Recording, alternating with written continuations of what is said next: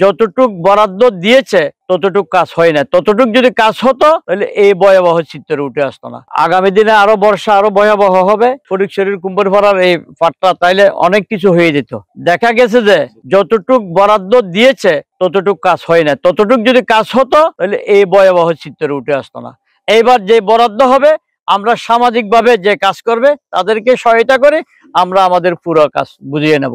24 সালের যে বন্যা অগাস্ট এবং সেপ্টেম্বর মাস পর্যন্ত যেভাবে গড়িয়েছিল ফেনী এবং ফটিকছড়ির উপর, সেই বন্যার রেশ কাটতে না কাটতেই আবার এই গত 2-4 দিনের বন্যায় যে অবস্থা, যে ভাঙ্গন, কৃষি জমি যে অবস্থা হয়ে গেছে, কৃষকদের ফসল যেভাবে নষ্ট হয়ে গেছে, আমি ফটিকছড়ি উপজেলা নির্বাহী কর্মকর্তা চট্টগ্রাম জেলা প্রশাসককে বলবো, ফটিকছড়ি এবং বুসপুর থানায় হালদা নদী, তেরফারি খাল, আরো যে বিভিন্ন খাল আছে, সব খালের পারে যেন সরকারি বরাদ্দ অনতিবিলম্বে। টানা 7মবারের মতো বেস্ট টিস্যু পেপার ব্র্যান্ড হিসেবে স্বীকৃতি পেয়েছে বসুন্ধরা টিস্যু যেন দেন।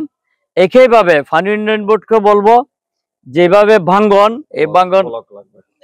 এই ভাঙ্গনগুলা যত তাড়াতাড়ি সম্ভব রিপেয়ার করে দেওয়ার জন্য। কারণ আগামী দিনে আরো বর্ষা আরো ভয়াবহ হবে।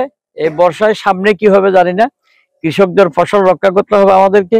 আমাদের দলের ভারপ্রাপ্ত চেয়ারম্যান তারেক রহমান প্রতি মুহূর্তে বাংলাদেশের এই খবর রাখছেন, বন্যার্তদের পাশে দাঁড়ানোর জন্য বিত্তশালীদেরকে বলেছেন। ক্ষমতায় যখনই এসেছে ওই 2001 থেকে 6 পর্যন্ত দেখলে বুঝে যাবেন কি আমাদের পরিকল্পনা।